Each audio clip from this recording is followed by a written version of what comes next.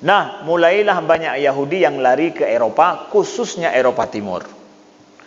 Maka singkat cerita, ketika abad ke-19 di Eropa, ini adalah abad di mana negara Eropa sedang mulai revolusi industri.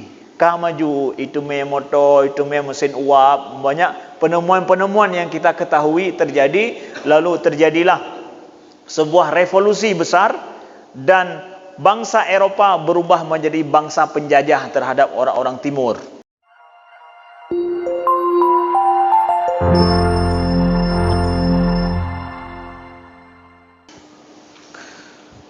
Bismillahirrahmanirrahim. Assalamualaikum warahmatullahi wabarakatuh. Alhamdulillahirabbil alamin.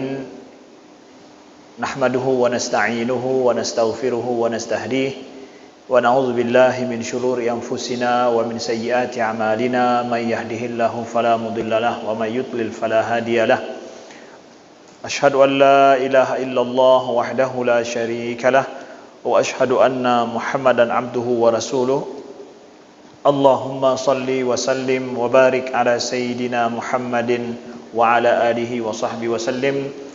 Subhanaka la ilma lana illa ma 'allamtana innaka antal alimul hakim. Allahumma 'allimna ma yanfa'una wanfa'na bima 'allamtana wa zidna ilma. Rabbana innana amanna faghfir lana dhunubana wa qina adzaban nar. Amma ba'du. Ahibati fillah, saudaraku seiman dan seakidah yang Allah muliakan, yang telah berhadir di Masjid Baitur Rahman Lok Semawe, Aceh, yang Allah muliakan. Allah berkahi selalu. Alhamdulillah, sama-sama kita meniatkan i'tikaf sejenak di masjid ini. Kemudian sama-sama kita meniatkan menunggu salat Isya berjamaah, serta kita meniatkan menuntut ilmu. InsyaAllah dengan niat-niat kita ini dituliskan waktu yang kita lewati ini menjadi amal ibadah, manfaat berguna bagi kita semua. Amin ya rabbal alamin. Nah, saudaraku yang Allah muliakan, pada bulan ini kita duduk dalam kondisi berbeda dengan semua kita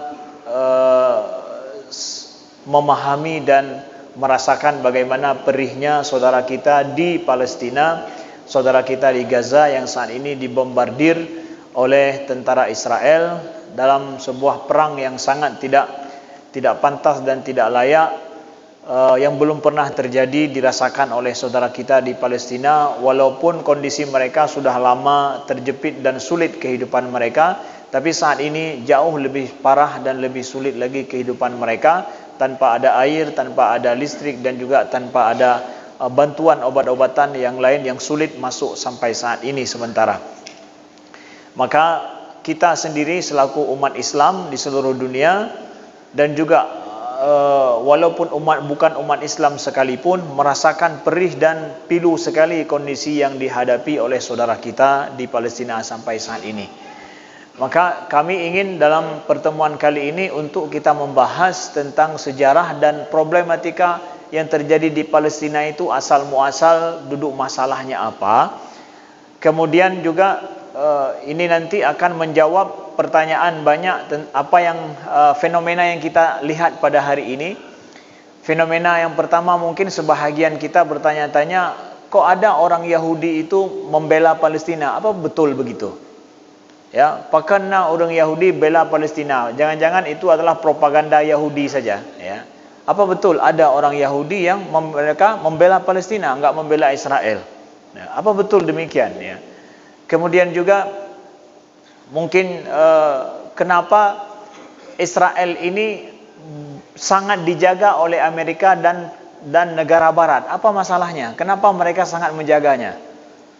Ya, sampai kita tahu kemarin itu Joe Biden, ya, yang pertama datang langsung, ya. Kemudian juga Perdana Menteri Inggris juga datang, Perdana Konselor Jerman juga datang langsung. Yang kita tahu tidak ada satu negara yang mengumumkan perang lalu presiden lain datang ke negara itu, enggak ada. Ukraina saja enggak ada datang Joe Biden, ya. Enggak ada datang. Tapi di Israel diumumkan perang, tapi mereka datang. Walaupun dalam kondisi yang sangat sulit, mereka datang. Kenapa ada demikian? Apa masalahnya? Kemudian pertanyaan kita juga bahwa kalau ini negara Yahudi, kenapa banyak orang Yahudi yang tidak hijrah ke Israel? Bahkan orang Yahudi yang taat lagi, ortodok. Banyak mereka tinggal di Amerika. Brooklyn adalah tempat di mana paling banyak, Brooklyn, New York, itu paling banyak orang Yahudi di sana. Kalau ini negara Yahudi yang dianggap adalah tanah yang dijanjikan Tuhan kepada mereka, lalu kenapa mereka orang yang taat, Yahudi yang taat, tapi enggak pergi berhijrah ke dan tinggal di tanah yang dijanjikan Tuhan? Kalau memang ini negara Yahudi, kenapa? Apakah benar? Ini kilas balik sejarah pemahamannya, ini akan membuka banyak masalah yang kita tidak paham dengan yang terjadi dengan saudara kita di Palestina. Nah, maka ini ingin kami sampaikan kepada saudara kami yang dimuliakan Allah. Kami di Al-Azhar diajarkan tentang masalah pemikiran ini, termasuk adalah kami yang di filsafat diajarkan tentang pemikiran Yahudi dan juga pemikiran ideologi Zionisme internasional, itu diajarkan kepada kami. Jadi sedikit kami punya latar belakang dari itu, dan juga banyak referensi-referensi yang ditulis oleh ulama-ulama Timur Tengah menjelaskan tentang masalah Palestina yang umat Islam tidak boleh tidak tahu tentang problem yang dihadapi oleh saudara kita di Palestina sesuai dengan runut sejarahnya. Nah, saudaraku yang dimuliakan Allah, saya akan berkisah, ya, ada beberapa rujukan yang saya pakai, termasuk ini adalah rujukannya yang saya bawa satu, yaitu adalah tentang Tarikh Fikhrus Suhyuni, ya, tentang sejarah ideologi Zionisme. Ini bukunya tebal, nyo kitab kuning dapegah karena onji kuning, ya. Nyoji kuning, ya. Ya, nyo tentang pemikiran Yahudi dan pemikiran Zionisme. Alhamdulillah telah selesai kami baca beberapa tahun yang lalu sejak kami di Mesir. Kemudian juga yang menulis ini adalah Profesor Dr. Abdul Wahab Masiri. Abdul Wahab Masiri ini merupakan pakar pemikiran Yahudi, orang Muslim, tapi pakar di bidangnya, yang beliau menulis ensiklopedi Zionisme dan Yahudi sebanyak sampai 20 jilid. Ya, jadi pakar di Timur Tengah, satu-satunya yang paling paham tentang masalah ini, dan beliau buat summary ataupun ringkasannya dalam buku ini. Nah, jadi ini sangat bermanfaat dan kami sampaikan sesuai dengan apa yang telah kami pelajari. Nah, saudaraku yang dimuliakan Allah, ya, masalah negara Yahudi, negara Israel di Palestina, runut sejarahnya secara pemikiran dulu itu kembali kepada dimulai dari abad ke-19. Abad ke-19, ya. Kita lihat, kalau kita lihat kepada Al-Qur'an dulu, ya. Allah telah menakdirkan dalam Al-Quran bangsa Yahudi itu adalah bangsa yang dikutuk oleh Allah, yang mereka hidup berpencar di bumi. Wa qatta'nahum fil ardi umama, kata Allah dalam surah Al-A'raf. Dan kami telah menjadikan Yahudi itu bergolong-golongan, ya, di seluruh bumi, menjadi umat-umat kecil, kelompok-kelompok kecil di seluruh bumi. Jadi mereka hidup tidak ada tanah tersendiri khusus, tapi telah ditakdirkan Allah untuk hidup bercerai-berai di seluruh bumi. Tidak ada tanah sendiri bagi mereka. Nah, dan di dalam Taurat yang dianut oleh Yahudi hari ini juga, mereka membaca sendiri dan melihat kalau mereka adalah orang Yahudi, yaitu yang dikutuk oleh Allah dan dilaknat, dan mereka itu untuk diampuni dosa mereka, maka mereka hidup berpencar di seluruh bumi. Jadi enggak ada tanah khusus bagi mereka. Kalaulah hari ini misalkan kita tahu ada orang Cina yang hidup di Lok Semawe, ada di Sigli, ada di Medan, Dumpat dapat Cina. Tapi mereka punya asal usul. Asal usul mereka Pak Nanggro ube raya Cina.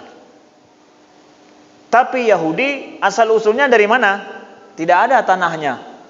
Hana da pegahnyo Yahudinyo asai dari Pat. Si hana mumpa asai. Sampai masa Nabi mereka di Madinah, itu juga Yahudi pendatang yang kemudian diusir oleh Nabi karena mereka berkhianat. Jadi tercerai-berai sudah begitulah benar Al-Quran ketika Allah menyampaikan mereka ditakdirkan hidup bercerai-berai.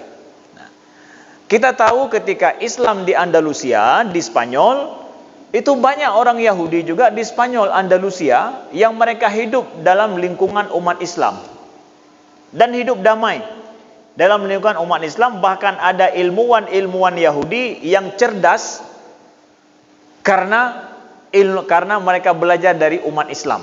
Salah satunya adalah Ibnu Maimun. Ibnu Maimun itu adalah ilmuwan Yahudi dari Andalusia, ya, Maimunid dari Cordoba, yang mereka belajar dari ilmuwan Islam. Jadi di mana mereka tinggal, mereka belajar di tempat itu. Ketika Islam runtuh di Spanyol, maka saat itulah Yahudi dari Spanyol banyak yang berpencar tersebar di daerah Eropa, terkhusus Eropa Timur. Jadi elit, karena tahu di Spanyol ada sejarah inkuisisi. Inkuisisi dulu yang kan agama Kristen ipoh abih sampuh zawid. Jadi Yahudi bersama dengan umat Islam harus lari dari Spanyol pada saat itu. Nah, mulailah banyak Yahudi yang lari ke Eropa, khususnya Eropa Timur.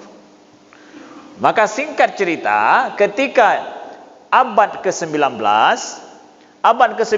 di Eropa, ini adalah abad di mana negara Eropa sedang mulai revolusi industri.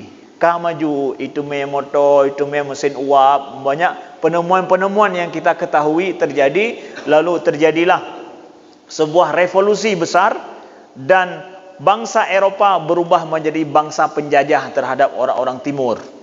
Mereka mencari emas, mencari bahan baku, rempah-rempah semuanya ke timur, dan mereka jajah sampai ke Aceh. Portugis juga datang, berubah menjadi bangsa penjajah. Dengan teknologi yang mereka dapatkan, ada bom, ada meriam, ada senjata yang mereka buat, mereka menjajah orang-orang timur, mengeruk kekayaan di sini dengan teknologi. Begitu juga mereka menjajah Amerika Latin. Spanyol menjajah banyak negara-negara Amerika Latin.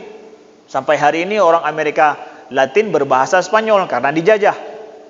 Mereka berpencar ke seluruh bumi untuk menjajah. Nah, lalu orang Yahudi yang tinggal di Eropa Timur, mereka itu bekerja sebagai apa?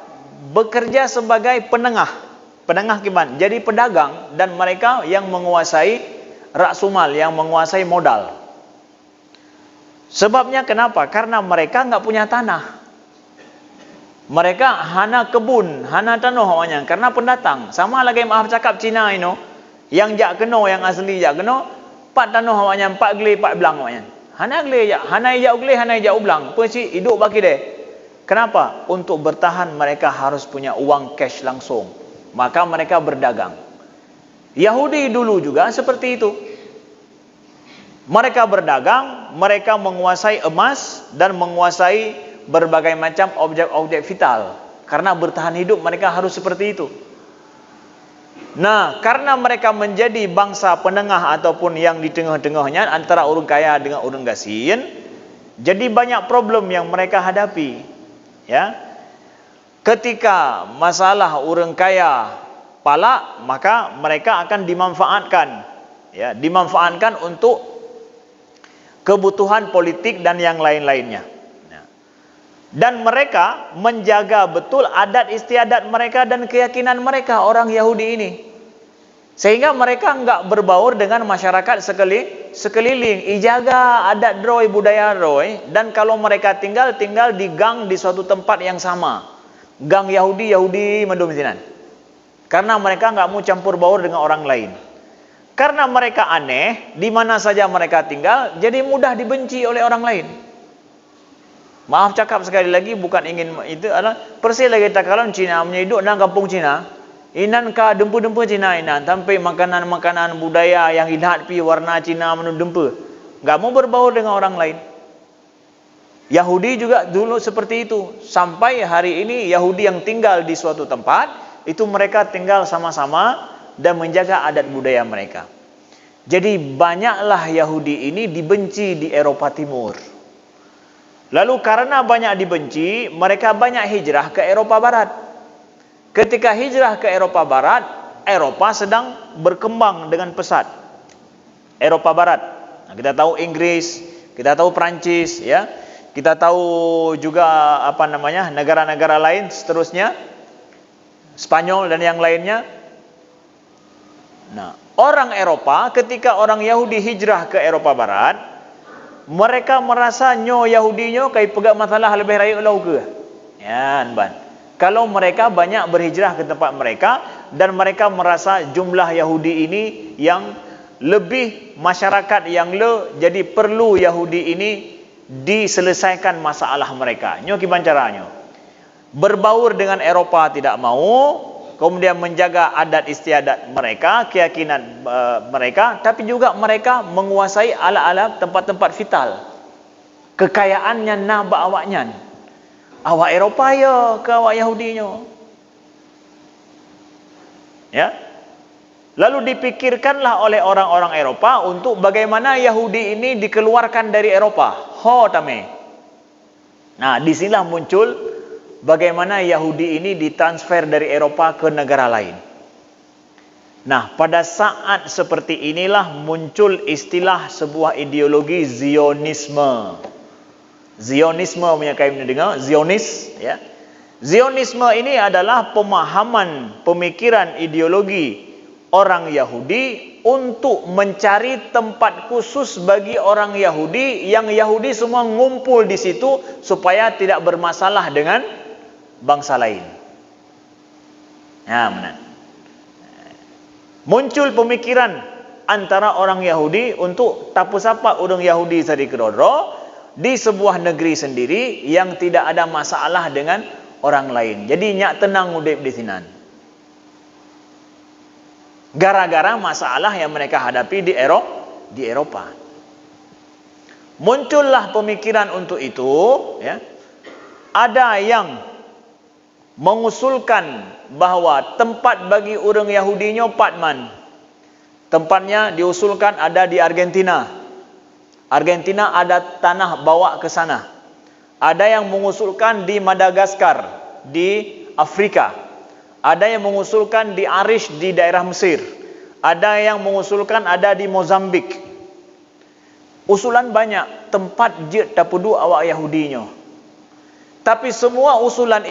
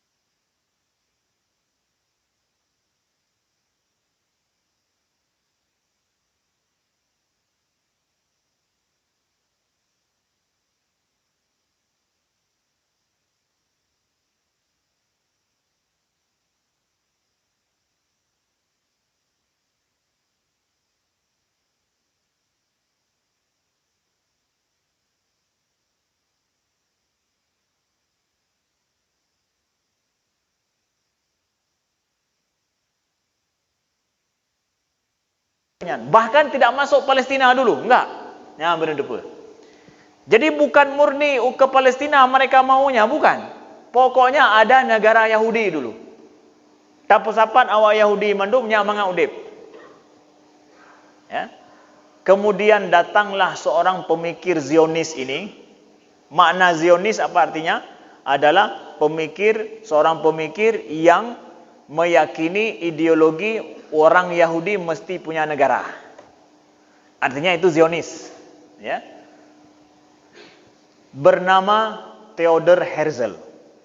Theodor Herzl ini, ya, dia lahir di akhir abad ke-19, jadi 18 sekian dia lahir. Punya si kurung belah berarti kata ma lagi lahir dah nyo. Nyo 18 berarti abad 3 lon lahir dah nyo. Urun dron si kurung belah lahir. Lon tuan si kurung belah syit. Nyo 18 sekian ji lahir ya. Dia berasal dari Austria. Ya, berasal dari Austria, Yahudi Hungaria ya. Dia mengusulkan bahwa negara Yahudi yang harus dia buat ini adalah negara yang bekerja sama dengan imperialis Inggris atau imperialis Jerman. Yang pada saat itu Jerman kuat. Inggris juga kuat sebelum Perang Dunia Pertama, Jerman kuat. Akhir 1890 itu Jerman kuat. Pakat kerjasama.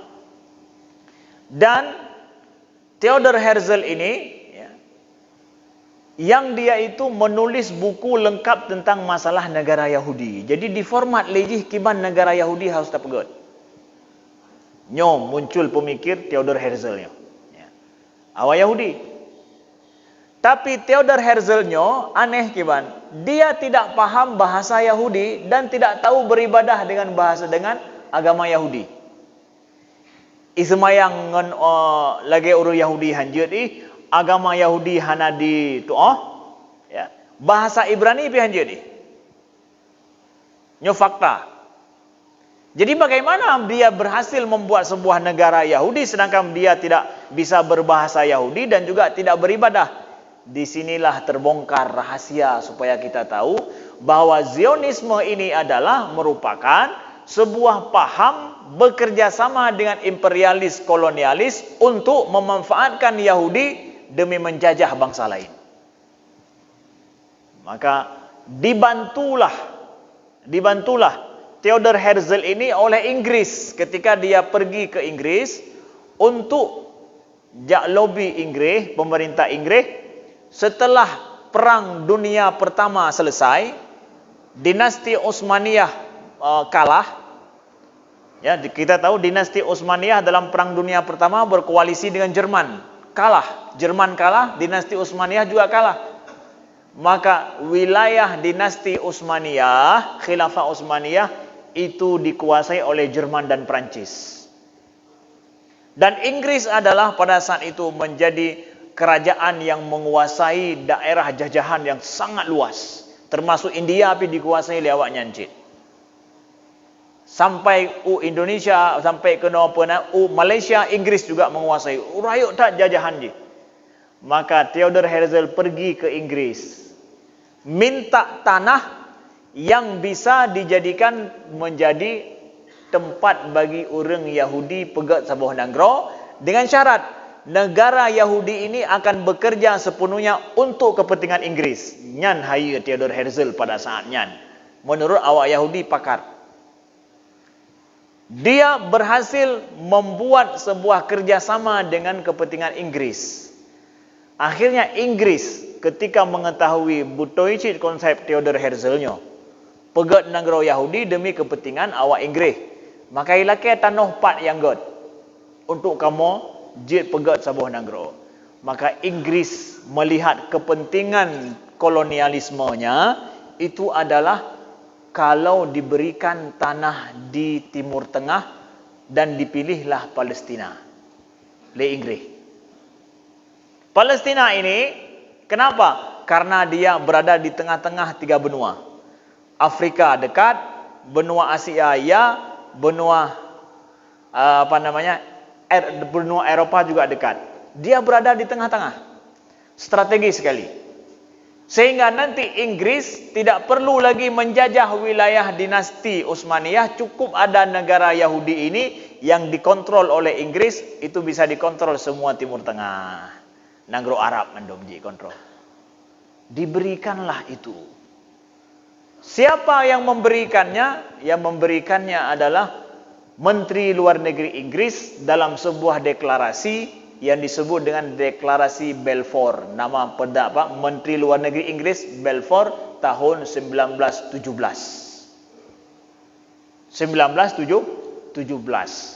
Jadi Inggris yang tidak memiliki hak untuk Palestina diberikan Palestina itu untuk awak Yahudi yang hana hak cik.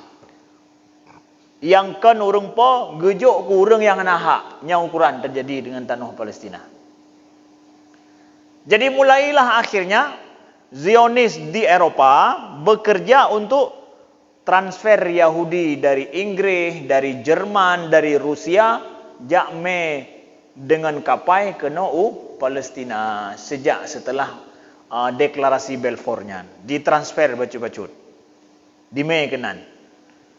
Ya, dikampanyekan oleh Zionis di Eropa untuk mereka siap. Nah, dipakailah ajaran Yahudi untuk menyatakan bahwa tanah Palestina ini tanah dijanjikan Tuhan. Li awak Zionis. Jadi Zionis mengkampanyekan ini tanah Israel, tanah Palestina adalah tanah dijanjikan Tuhan. Dan bangsa Yahudi adalah bangsa pilihan Tuhan. Dan tanah Palestina itu tanah yang kosong, tidak ada yang menghuni.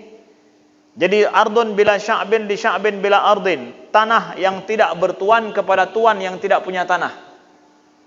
Kampanye orang Zionis. Yang semua itu adalah mitos. Siapa bilang Palestina tidak ada orangnya di situ? Siapa bilang Palestina itu tanahnya kosong? Nah, di bawah itu mitos yang dibuat oleh orang-orang Zionis. Lalu dengan kampanye dan ideologi Zionis ini, apakah semua orang Yahudi setuju? Tidak semua orang Yahudi setuju. Tidak semua orang Yahudi setuju. Kenapa mereka tidak setuju? Karena dalam keyakinan sebahagian sekte Yahudi, Yahudi ini punya banyak sekte dia. Firqah-firqah banyak. Kelompok-kelompok mereka banyak, sebagaimana Allah katakan wa qatta'na fil ard wa qatta'nahu fil ardi umama. Mereka punya kelompok-kelompok yang banyak. Ada sekte-sekte ortodok Yahudi enggak percaya dengan ideologi Zionisme untuk buat sebuah negara. Kenapa tidak percaya? Menurut orang-orang Yahudi ortodok yang taat kepada agama Yahudi, mereka meyakini kehidupan Yahudi yang terpisah-pisah di seluruh bumi itu sudah jadi takdir Tuhan. Tidak boleh dikumpulkan Yahudi dalam sebuah negara. Kalau dikumpulkan dalam sebuah negara, Yahudi itu akan binasa atau akan kiamat. Akan kiamat. Menurut awaknya, menurut Taurat awaknya ibegah. Ya. Takdir Tuhan Yahudi memang harus hidup terpencar. Kalau dikumpulkan, dunia akan kiamat. Makanya ada sekte Yahudi di Inggris yang bernama Naturi Karta. Sekte ini meyakini dan mendoakan selalu supaya Israel hancur secepatnya. Karena itu melanggar aturan Tuhan menurut awaknya. Begitu juga Yahudi di Amerika. Yahudi yang taat ya. Yahudi yang taat di Amerika bila ya agama asal usul mereka Yahudi tapi enggak paham apa-apa tentang agama Yahudi juga banyak. Di Amerika leutat laginya. Tapi ada Yahudi yang taat, Yahudi ortodok.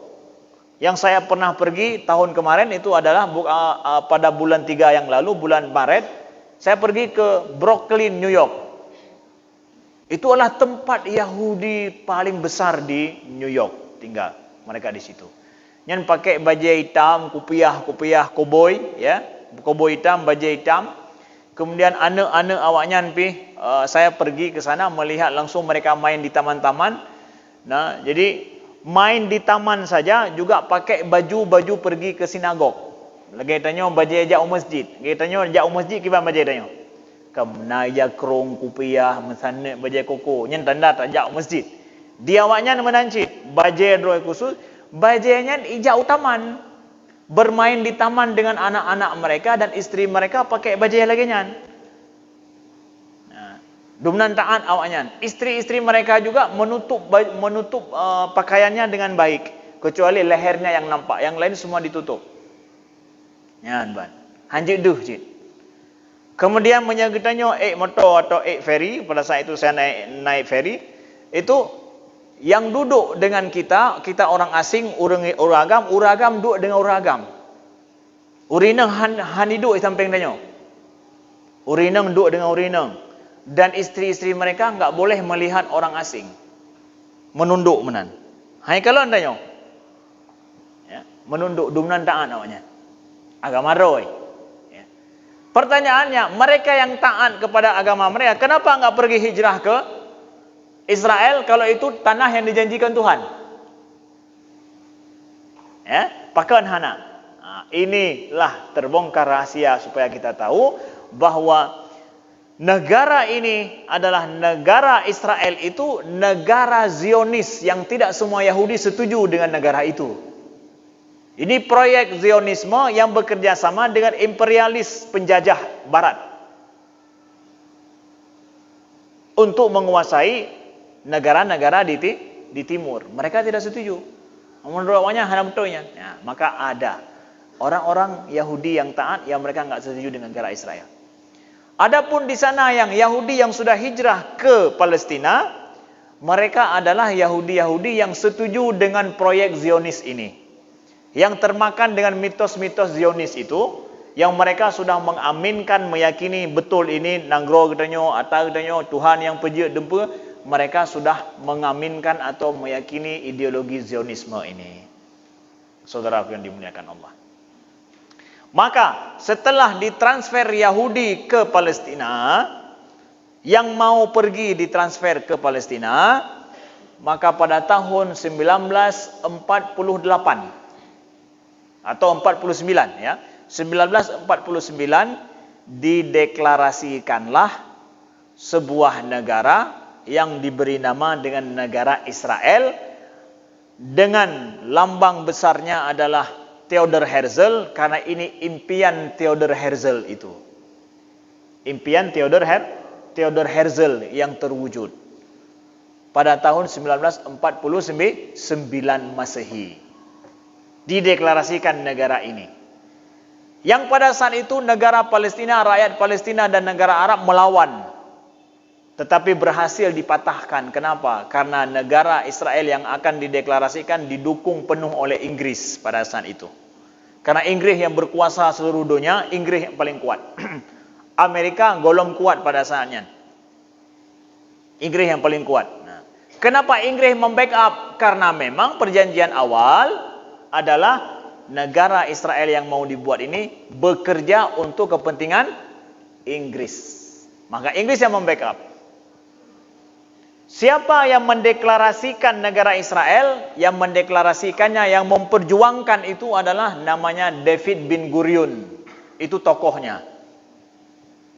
Tokoh yang menjadikan dideklarasikan negara Israel itu namanya David bin Gurion. Makanya airport terbesar Israel namanya apa? Ben Gurion.